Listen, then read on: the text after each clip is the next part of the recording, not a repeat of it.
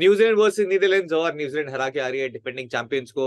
Defending नहीं, attacking champions. Defending कोई नहीं बोलेगा, मना किया है कैप्टन ने, डिफेंडिंग कोई बोलेगा ही नहीं। लेकिन हम डिफेंड कर रहे हैं हमारा टाइटल फैंटेसी में, क्योंकि हमारे लिए तो हर गेम जो है वो वर्ल्ड कप फाइनल की तरह ही है। और अभी तक फॉर्चुनेटली मैचेस थोड़े ऊपर नीचे रहे हैं, बट ओवरऑल अभी तक वर्ल्ड कप अच्छा रहा है। तो इस मैच में भी अच्छा ही रहे, क्योंकि बहुत क्लोज कॉन्टेस्ट आपको मिलने वाला है। Hello, welcome back to sports couch powered by Vision 11। Bro Akshar सही है, बात मान शम्मी। सिर्फ अक्षर और शामी क्यों? उमरान, हर्षल और मनीष सबके साथ खेलो। इस पे विजन 11, इसकी झलक सबसे अलग। This game involves an element of financial risk and may be addictive. Please play responsibly and at your own risk. मैं हूं पीयूष शर्मा और हमारे साथ में हमारे स्काउट्स मिस्टर वसीम जाफर और mister Prateek sir. Thank you Piyush.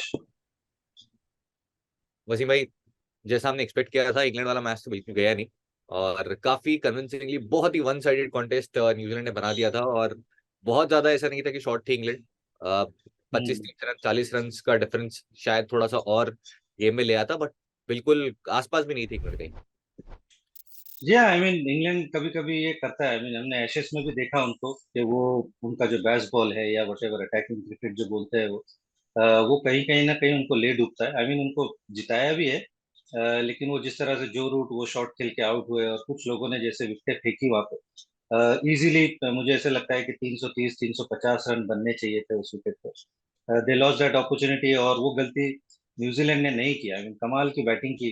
Conway को तो हम जानते हैं, सचिन रविंद्र को देख के वाज अमेजिंग। तो आई एम श्योर थोड़ा सा वेकअप कॉल आया होगा इंग्लैंड के लिए, but New Zealand in ICC events we all know, so they doesn't surprise us जब आता है। और अब तो विलियमसन खेले भी नहीं अब तक।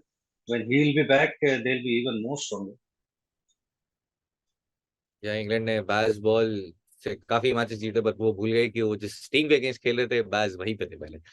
तो बात कर ले इस गेम की, तो कुछ मेरी कंसर्न्स हैं। न्यूजीलैंड अभी भी थोड़ा स्ट्रगल कर रही है। टीम साउदी अभी भी इस मैच में शायद आपको खेलते हुए ना दिखे, क्योंकि पहले ही न्यूज आ चुकी थी रिपोर्ट्स के अकॉर्डिंग, पहले 2 मैचेस वो मिस करने वाले थे। केन विलियमसन मोस्ट लाइकली आपको बांग्लादेश मैच से दिखाई देंगे, तो इस मैच में वो भी आपको फिर से खेलते हुए नहीं दिखेंगे। और बात करें नीदरलैंड से, तो लोगों ने भी एक बहुत बड़ा इंजरी कंसर्न क्लियर रहेंगे, जो कि लास्ट मैच में ना तो बॉलिंग कर पाए थे और जब बैटिंग करने आए थे तो क्लियरली बहुत स्ट्रगल कर रहे थे। लॉकी लास्ट मैच में फिट नहीं थे, इसलिए वो भी नहीं खेले, और इसी वजह से खेले सचिन रविंद्र, जो कि एक्चुअल में फर्स्ट 11 का पार्ट नहीं होने वाले थे उस मैच में। फिर उन्होंने जो किया वो डिवॉन कॉनवे जो रिकॉर्ड बनाया था फर्स्ट 100 का न्यूजीलैंड के लिए, वो 5 ही मिनट बाद उन्होंने तोड़ दिया था। प्रतीक भाई, आपकी टीम में थे सचिन रविंद्र? रचिन रविंद्र टीम में नहीं थे। मतलब मेरी पर्सनल टीम में थे, पर जो व्यू स्पोर्ट एल्गो की टीम थी उसमें रचिन रविंद्र नहीं थे, एंड वो वन साइडेड हरा गया, वन साइडेड। तो इसीलिए आप जो है आप फाइनल टीम जो देख जरूर कर सकते हैं, लेकिन अब जो फाइनल डिसीजन है वो आपका है। और इसके अलावा टेलीग्राम चैनल जरूर ज्वाइन कर लीजिए, क्योंकि जब हम रिकॉर्ड करते हैं और उसके बाद जब टीम बना रहे होते हैं तो बहुत कुछ चेंज हो जाता है उसमें। बहुत सारे प्लेयर्स चेंज हो जाते हैं, या फिर बैटिंग ऑर्डर, या फिर पिच एंड कंडीशन, जो कि हमने डेली वाला विकेट बेस्ट एग्जांपल है जिसकी हमने बात की थी, क्योंकि कंप्लीटली नया सरफेस था। पुराना डेली का विकेट 230 का एवरेज स्कोर था, और बाकी आपने देखा ही जो लास्ट मैच में हुआ। इसलिए टेलीग्राम चैनल ज्वाइन करना मत भूलिएगा। वसीम भाई, आपके लिए कैप्टनसी ऑप्शंस फिर से हम खेलने वाले हैं हैदराबाद में, और एक बहुत ही पाटा विकेट जैसा हमने एक्सपेक्ट किया था बिल्कुल वैसा ही था। तो आपके according New Zealand batting first, bowling first में आपके कैप्टनसी ऑप्शंस?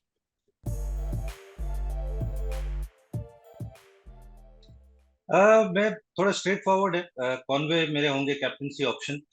अगेन एक तो 100 बना के आ रहे हैं, तो whether he be able to do that, I think he can. तो मैंने उनको रखा हुआ है एज अ कैप्टनसी ऑप्शन। और उसके अलावा मैंने रखा है ट्रेंट बोल्ट को। वो लेफ्ट आर्म एंगल अगेन, और ट्रेंट बोल्ट नए बॉल में, ये सारे जो प्लेयर्स है नेदरलैंड के, इन्होंने नहीं खेला होगा उनको। तो उस लिहाज से मुझे लगता है चाहे बॉलिंग फर्स्ट हो बॉलिंग सेकंड हो, Trent Boult is a very very good option. तो ये दोनों, हालांकि दूसरे भी लोग हैं, बट आई जस्ट फील कि जो ऊपर बैटिंग करते हैं they probably get the more opportunity, batting friendly conditions होगी। तो उस लिहाज से मैंने कॉनवे को रखा है और ट्रेंट बोल्ट। 21 को हमने लास्ट मैच पे काफी बात की थी। इस साल काफी अच्छा गया है अगर ओवरऑल नंबर्स देखें, बट वहां पे इनकंसिस्टेंसी भी काफी है, जो कि आप डिवॉन कॉनवे से आप एक्सपेक्ट नहीं करते हैं। 4 सेंचुरीज मार चुके हैं, तो जब मारे हैं तो बहुत बड़े स्कोर मारे जिसमें लास्ट मैच में मारे थे, और जब नहीं मारे हैं तो फिर वो अंडर 10 अंडर 20 के स्कोर भी आपको काफी दिखेंगे। इनफैक्ट 4 सेंचुरीज है और 4 अंडर 20 के स्कोर भी हैं। तो अगर आप बना रहे हैं तो सीधे कैप्टन बनाइए, अदरवाइज फिर आप ऑफ कोर्स नीदरलैंड के अगेंस्ट ड्रॉप नहीं करेंगे, बट आप फिर किसी और के साथ में भी जा सकते हैं। प्रतीक भाई, आपके लिए वो कैप्टन ऑप्शन? तो जैसे वसीम भाई ने कहा, डेवन कॉनवे एक एक्सीलेंट चॉइस है, एंड मेरे लिए भी वो एक वन ऑफ द ऑप्शन रहेंगे। पर बैस्टर लीड ने जो परफॉर्मेंस दी है, और इस साल भी अगर आप देखो ओवरऑल परफॉर्मेंस इनकी, तो ऑलरेडी 8 इनिंग में विकेट है इस साल, बैटिंग के थ्रू भी कंट्रीब्यूट करते हैं। पिछले गेम में भी 4 लिया, एंड जो उनके पापा ने किया था आई थिंक इंडिया के सामने 2003 वर्ल्ड कप में, समथिंग सिमिलर उन्होंने करा हमारे नेबर्स के सामने, तो काफी सही था। एंड प्लस उनकी उनकी जो वैल्यू है विद द बैट, तो ये दोनों कंडीशन है। एंड हैदराबाद की जो विकेट है वहां पर बैटिंग फर्स्ट थोड़ा सा एडवांटेज और भी होता है। तो इधर साइड में चाहे बैटिंग फर्स्ट करें बॉलिंग फर्स्ट करें, मेरे लिए एक अच्छा खासा कैंडिडेट रहेंगे। तो बैस्टर लीड एंड डेवॉन कॉनवे, ये जो है मेरे लिए safe captaincy vice captain choices for this game. या बैच लीड की हमने लास्ट मैच में भी बात की थी, और जैसे ही हमने बहुत बार बोला था कि अगर वो पहले बॉलिंग कर रहे हैं आप जरूर उनके साथ एक कैप्टन जाइए, क्योंकि एक तो बहुत अच्छी फॉर्म में है with the bat with the ball, और वो डेथ में बॉलिंग करते हुए भी दिखते हैं। क्वालिफायर्स बहुत ही अच्छे गए थे, और नीदरलैंड ने एक सीरीज भी खेली थी न्यूजीलैंड के अगेंस्ट, जो कि न्यूजीलैंड में जाके खेली थी। वहां पर 3 ओडीआईज खेले थे उन्होंने और 2 टी20 भी खेले थे। ओडीआईज में इतनी अच्छी परफॉर्मेंस नहीं रही थी बस डिलीट की, लेकिन दोनों टी20 के अंदर उन्होंने रन किए थे अगेंस्ट न्यूजीलैंड, और विकेट्स भी पिक किए थे। बॉलिंग फर्स्ट तो आपके लिए एक बहुत ही अच्छे ऑप्शन बन भी जाते हैं, बट बैटिंग फर्स्ट में भी आप जरूर ट्राई कर सकते हैं। मेरे कैप्टनसी ऑप्शन में नंबर 1 पे रहेंगे रचिन रविंद्र, जो कि लास्ट मैच में भी मेरे कैप्टनसी ऑप्शन थे। तो अगर आप टेलीग्राम पे नहीं है तो ज्वाइन कर लीजिए, कुछ ना कुछ इनसाइट आपको मिलती रहेंगी। इसके अलावा बेस्ट लीड अगर पहले बॉलिंग कर रहे हैं, मुझे लगता है अभी भी एक क्वालिटी ऑप्शन रहेंगे along with Devon Conway. 3 quality option जिनके साथ आप जा सकते हैं। ट्रेंट बोल्ट, जैसा वसीम भाई ने कहा, स्पेशली अगर सेकंड बॉलिंग कर रहे हैं, क्योंकि अंडर लाइट्स बॉल अच्छा खासा स्विंग होगी। और हमने देखा था नीदरलैंड्स को स्ट्रगल करते हुए against Mitchell Starc warm up game में, जहां पे हैट्रिक ले गए थे मिशेल स्टार्क। तो अंडर लाइट्स थोड़े और ज्यादा थ्रेटनिंग बन जाएंगे। तो यही होंगे हमारे कैप्टनसी ऑप्शन, जो कि मोस्टली आपके ओपोनेंट्स के भी होने वाले हैं। बट अगर आप कैप्टन वाइज कैप्टन परफेक्ट हुए तो ही आप ये मैच जीत पाएंगे, क्योंकि बहुत सिमिलर टीम्स आपको मिलने वाली है। वसीम भाई, आपके लिए वो प्ले टू अवॉइड, और कोई ऐसा न्यूजीलैंड से प्लेयर है जिसको आपको लग रहा है कि थोड़ा सा आप अवॉइड कर सकते हैं? ऑफ कोर्स नीदरलैंड से काफी सारे होंगे, बट न्यूजीलैंड से भी आपको ऐसा प्लेयर लग रहा है? आई मीन टीम बनाना, क्योंकि आपको कुछ प्लेयर्स तो ऑब्वियसली लेने होंगे नेदरलैंड से, तो सभी को लेना बड़ा मुश्किल होगा, मुझे ऐसा लगता है। तो फास्ट बॉलिंग में हम ट्रेंट बोल्ट तो रख लेंगे, लॉकी फर्ग्यूसन का पता नहीं है। तो दूसरे जो सीमर्स हैं मे भी आप उनको अवॉइड कर सकते हैं। मैट हेनरी एक्चुअली मैं रखूंगा, क्योंकि पहले गेम में भी बड़ी अच्छी बॉलिंग की थी, बट उसके अलावा आई फील आप अवॉइड कर सकते हो। मे बी जो नीचे बैटिंग करने वाले हैं, शायद क्योंकि ये इतनी अच्छी बैटिंग फ्रेंडली कंडीशन है, तो जो 6 या 5 या 6 पे बैटिंग करेंगे, कितना टाइम उनको मिलेगा, तो उस लिहाज से टॉम लेथम आते हैं, मे बी ग्लेन फिलिप्स भी आते हैं। तो उनको कितनी अपॉर्चुनिटी मिलेगी? अगर लोगन वेनबीक नहीं खेल रहे हैं तो उनका bowling attack as it is weak हो जाएगा। तो मे बी वो जो 5-6 नंबर वाले हैं, may be you can avoid, क्योंकि बल्क ऑफ द स्कोरिंग मुझे ऐसा लगता है कि ऊपर के बैट्समैन नहीं करने हैं। तो आप वो लोअर मिडिल ऑर्डर के जो प्लेयर्स हैं, मे बी उनको अवॉइड कर सकते हैं। टॉम लेथम के लिए भी हमने काफी चर्चा की थी लास्ट मैच में। ये साल उनके लिए बहुत ही खराब रहा है। इवन तो उनके सबसे ज्यादा रन अगर किसी भी कंट्री में देखेंगे तो इंडिया में आए हैं, न्यूजीलैंड से भी ज्यादा, क्योंकि इंडिया में एक स्पिन फ्रेंडली कंडीशन में स्पिन बहुत ही अच्छा खेलते हैं और नंबर्स बहुत ही बढ़िया हैं। लेकिन इस साल कुछ खास अच्छा रहा नहीं है। इनफैक्ट अपनी स्टार्टिंग की 20 डिलीवरीज में ही 9 बार पेस के अगेंस्ट आउट हुए हैं। क्लियरली स्ट्रगल करते हुए दिखे हैं, बट अगेंस्ट नीदरलैंड एक पारी खेल चुके हैं 140 रन की, जो कि बैटिंग फर्स्ट करते हुए आई थी। बैट फर्स्ट करते हुए जरूर कंसिडर कर सकते हैं, क्योंकि विकेट कीपिंग वैल्यू भी है उनके साथ। कॉनवे कीपिंग नहीं करते हैं यहाँ पे, और लेथम बैट फर्स्ट में कंट्रीब्यूट कर सकते हैं, आप पिक कर सकते हैं उनको, लेकिन चेज करते हुए कुछ ज्यादा वैल्यू बचेगी नहीं। प्रतीक भाई, एक बहुत ही इंटरेस्टिंग मैचअप जिस मैच में हो सकता है वो Conway versus Aryan Dutt with the new ball. और Aryan Dutt against the 2 left handers, Pakistan के फखर जमान को तो उन्होंने बहुत ही अच्छी बॉलिंग की थी, और वो स्टार्टिंग में जो प्रेशर क्रिएट किया था उसकी वजह से भी दूसरे एंड से विकेट आए थे। आपको लगता है डेवॉन कॉनवे वैसे बहुत अच्छा खेलते हैं ऑफ स्पिन, बट स्टार्टिंग में अर्ली ऑन फंस सकते हैं, स्पेशली बैट फर्स्ट, क्योंकि ग्रिप बहुत ज्यादा मिल रही थी उनको पहली इनिंग में? करेक्ट, वो थोड़ा सा टेंटेटिव वाला, और ना इसीलिए हम कहते हैं कि कॉनवे अपने आप में एक बड़ा रिस्की बिहेवियर करते हैं, राइट। वो अगर चल गए तो बड़ा कर जाते हैं, तो इनिशियल वाला जो एक हिकअप होता है, अगर वो निकाल गए तो फिर कॉनवे एक अच्छी खासी चॉइस रहेंगे। तो आर्यन दत्त वाला जो ये मैचअप आप कह रहे हो एब्सोल्युटली बैंग ऑन है, और वहां पर मुझे लग रहा है कि परेशान करेंगे। तो इतना ईजी नहीं होगा, या ऐसा नहीं लग रहा है मुझे कि इनके लिए एकदम बहुत ही स्मूथ स्टार्ट मिल जाएगी और एकदम जम के रन बनेंगे। तो वहां पर I completely agree with you कि थोड़ा सा रिस्क है विथ कॉनवे। इसी के साथ अपना प्लेयर टू बॉडी बता दो प्रतीक भाई। यार, प्लेयर टू अवॉइड के लिए मेरे लिए जैसे वसीम भाई ने कहा कि टॉम लिथम एक ऑप्शन है, जैसे आपने भी बताया कि चेज करते हुए टॉम लिथम पक्का। बट मेरे लिए विल यंग एक प्लेयर है, बैटिंग फर्स्ट मैं पक्का लूंगा। बट अगर बैटिंग सेकंड आती है तो वहां पर मैं ग्लेन फिलिप्स को प्रेफर करूंगा in place of will young. तो अगर न्यूजीलैंड चेज करती है तो वहां पर विल यंग होंगे एक प्लेयर जो मैं पक्का ड्रॉप करूंगा along with Tom Latham. And अगर न्यूजीलैंड बैटिंग फर्स्ट करती है तो वहां पर मोस्टली मिच सैंटनर को, बिकॉज अगर जो टीम का कंस्ट्रक्ट बनाऊंगा वहां पर अगर मैं देख रहा हूँ तो शायद मिच सैंटनर को मुझे छोड़ना पड़े to accommodate rest of the players. तो ये है मेरे 2 player to avoid depending on the condition. सबसे पहले अगर आप कंफ्यूज हो रहे हैं कि प्रतीक भाई क्यों ड्रॉप कर रहे हैं मिचेल सैंटनर को, कोई नीड नहीं है, तो वो 7-4 कॉम्बिनेशन की बात कर रहे हैं। 10-1 पे आप ऑफकोर्स जिसको चाहे आप पिक कर सकते हैं, लेकिन अगर आप दोनों प्लेटफॉर्म पे खेल रहे हैं तो आपको एक तो न्यूजीलैंड प्लेयर ड्रॉप करना पड़ेगा बड़ा, वो आपको टॉस के अकॉर्डिंग टेक्टिकली डिसाइड करना पड़ेगा। बट प्रदीप भाई स्पेसिफिकली 7-4 कॉम्बिनेशन की बात करें तो आप दोनों खेल सकते हैं विजिलेंस 7-4 7-1 जो आप खेलना चाहें, और बाकी प्लेटफॉर्म्स पे भी। तो इसी के साथ हम बना लेते हैं विजिलेंस की टीम, जिस मैच में भी गिव अवे होगा ऑफकोर्स, जो हमारे वीडियो में भी होगा लास्ट में, तो बने रहिएगा। और विजिलेंस पे अभी तक साइन अप नहीं किया तो कर लीजिए। तो पीयूष भाई आपका प्लेयर टू अवॉइड कौन है? मैं डेफिनेटली विलियम को पिक करना चाहूंगा, इवन तो आपकी टीम में नहीं है। बट अगर हम लास्ट जो सीरीज की बात करें जो कि हुई थी न्यूजीलैंड में, मैचेस हुए थे, 2 मैचेस में विलियम ने सेंचुरी मारी थी, दोनों आई थी एट नंबर 3। और जो पहले मैच में भी जो डिसमिसल था बहुत ही अनलकी था डाउन द लेग साइड, और आई थिंक बहुत अनफॉर्चुनेट था वो। और against this bowling attack specially अगर लोगन वन वीक नहीं होते हैं तो रायन क्लेन ने एक उनकी जगह आ जाएंगे, जो थोड़ा बैटिंग से भी कंट्रीब्यूट कर लेते हैं। बट लोगन वीक और उनमें बहुत डिफरेंस है बॉलिंग क्वालिटी में।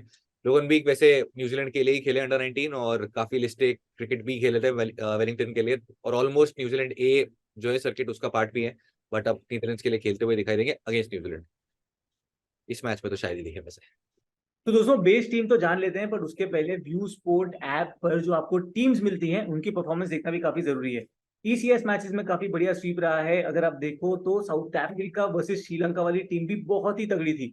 Similarly Australia womens versus West Indies women वाली टीम भी बढ़िया थी। इसी तरीके से बाकी सारे गेम्स की इंक्लूडिंग इस मैच की जो फाइनल फैंटेसी टीम है वो देखने के लिए व्यू स्पोर्ट ऐप ज्वाइन करना मत भूलिएगा, और लिंक डिस्क्रिप्शन में है और पिन कमेंट में भी है। और इसके अलावा आप में से काफी लोगों ने पूछा है कि व्यू स्पोर्ट ऐप को कैसे चेक करना है, वहां पर टीम कैसे मिलती है, वीक क्रेडिट्स कैसे यूज करने हैं। इन सारी चीजों के जवाब के लिए आपके लिए हमने बनाया एक स्पेशल वीडियो जिसमें आपको पूरा हम एक्सप्लेन कर देंगे कि व्यू स्पोर्ट ऐप को आप कैसे यूज कर सकते हो। देख लीजिए ये छोटा सा वीडियो।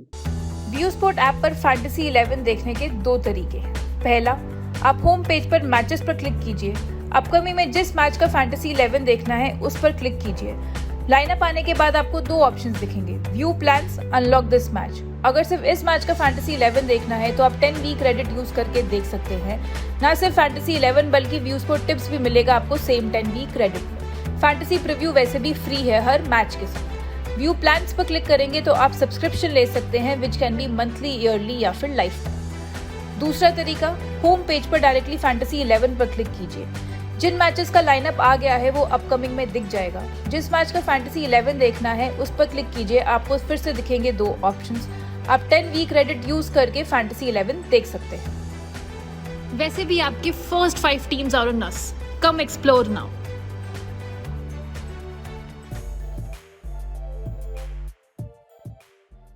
प्रदीप भाई video section Conway Latham batting first के अकॉर्डिंग दोनों, और अगर चेस करिए तो सिर्फ कॉनवे।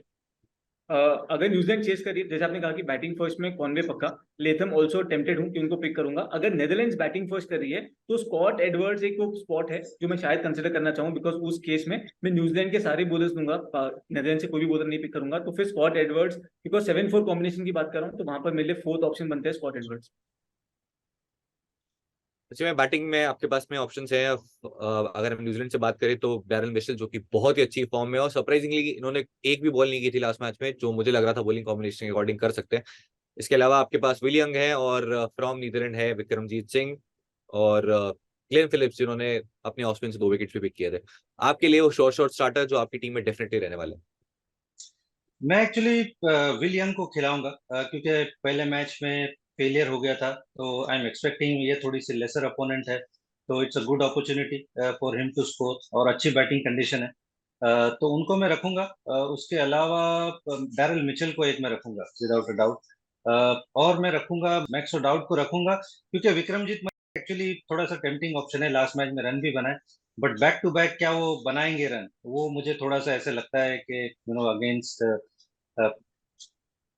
ट्रेंट बोल्ट और मे बी मैट हेनरी, मुझे इससे लगता है कि थोड़ी सी दिक्कत हो सकती है, तो I will go with the other opener. Just एक चांस लेना है कि because they have had a good partnership together, so I am expecting कि the other partner will score in this game. तो ये मेरे 3 ऑप्शन होंगे, डैरेल मिचेल, विल यंग और मैक्स ओडूल। विक्रमजीत की हमने लास्ट मैच जो बात भी की थी, और टॉप डिफरेंशियल थे मेरे उस मैच में, अगर आपने वीडियो देखा हो तो आपको जरूर याद होगा। चेस करते हुए पाकिस्तान के अगेंस्ट ऑलरेडी 250 मार चुके थे, और चेस करते हुए एक और 50 उन्होंने मारी है, और वो लेफ्ट आर्म पेस वाला थ्रेट जरूर है उनके साथ। उनका सेकंड वर्स्ट बॉलिंग जो अगर आप देखेंगे बैटिंग एवरेज अगर किसी बॉलिंग टाइप के अगेंस्ट वो लेफ्ट आर्म पेस ही है। हालांकि शाहीन को काफी अच्छा खेला उन्होंने, लेकिन ट्रेंट बोल्ट अगेन थ्रेट रहेंगे, तो आप चाहे तो उन्हें क्लियरली ड्रॉप कर सकते हैं। बैटिंग जब वो पहले बॉलिंग कर रहे हैं तो जरूर उनके साथ में ये रिस्क रहता है कि वो बॉलिंग करने आ जाते हैं और बैटर्स उन्हें अटैक करने जाते हैं और विकेट्स मिल जाते हैं। बट इस मैच में आप जरूर रिस्क ले सकते हैं, क्योंकि वो जो डिफरेंशियल वाली अपॉर्चुनिटी थी शायद वो आप ऑलरेडी लास्ट मैच में ले चुके हैं। प्रतीक भाई, बैटिंग में आपको चेंज करना चाहेंगे? तो बैटिंग में मेरे लिए डैरिल मिचेल पक्का रहेंगे इधर सिनेरियो में। अगर न्यूजीलैंड बैटिंग फर्स्ट कर रही है तो वहां पर विल यंग के साथ जाऊंगा एंड फिर निदामन नूरू के साथ जाऊंगा जो चेस करेंगे। तो नेदरलैंड्स चेस करते हुए मैं दोनों ओपनर्स को ड्रॉप करने का रिस्क लूंगा एंड निदामन नूरू जो मिडिल ऑर्डर में आते हैं और हमने पहले भी देखा है कि अच्छी खासी इनिंग स्टेबलाइज करके खेल सकते हैं वहां पर। तो आई एम एक्सपेक्टिंग कि जो रन मुझे मैक्सिमाइज करने हैं तो वहां पर निदामन नूरू एक अच्छे खासे ऑप्शन हो सकते हैं मेरे लिए। अगर न्यूजीलैंड चेस कर रही है तो उस केस में विक्रमजीत सिंह के साथ पक्का जाऊंगा और ग्लेन फिलिप्स के साथ। अगेन फिलिप्स एक आपको एडेड बॉलिंग ऑप्शन देते हैं, तो आप जरूर उनके साथ अगर आपको लगता है कि वो कुछ वो वापस करेंगे तो आप जरूर उनके साथ में जा सकते हैं। बॉलिंग कॉम्बिनेशन देखना बहुत जरूरी होगा, क्योंकि अगर लॉकी आ जाते हैं तो फिर वो शायद नंबर ऑफ ओवर्स जो है वो और कम हो जाएंगे बाकी पार्ट टाइम बॉलर्स के। इसमें जिमी नीशम है जो कि शायद फिर आपको खेलते हुए भी ना दिखे, क्योंकि हो सकता है फिर मार्क चैपमैन आ जाए। तो वो बॉलिंग कॉम्बिनेशन देखना, उसके अकॉर्डिंग डिसाइड करना बहुत जरूरी है। फिलहाल आपके पास तेजा नितमर की जिन्होंने बात की प्रतीक भाई ने, तो बहुत इंटरेस्टिंग स्टोरी है इनकी भी। ये भी पहले आंध्र प्रदेश से ऑकलैंड गए, न्यूजीलैंड में डोमेस्टिक सर्किट खेला, डोमेस्टिक क्रिकेट वहां खेलने के बाद में फिर उसके बाद में ऑकलैंड से वो अब आ चुके हैं एम्स्टरडेम में। तो ये जो फ्लाइट है इनकी काफी लंबी चली जा रही है और अभी काफी अच्छी परफॉर्मेंस रिसेंटली उनकी रही है फॉर नीदरलैंड्स।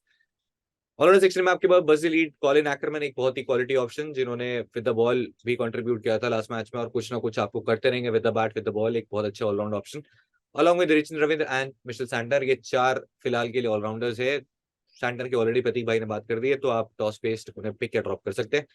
वसीम भाई, आप मिशेल सैंटनर क्या आपके लिए एक शॉर्ट स्टार्टर है irrespective of toss, bat first bat second दोनों में पिक करना चाहेंगे, या फिर आप उन्हें क्योंकि एक थोड़ा डिफेंसिव ऑप्शन है आप ड्रॉप करने का रिस्क ले सकते हैं?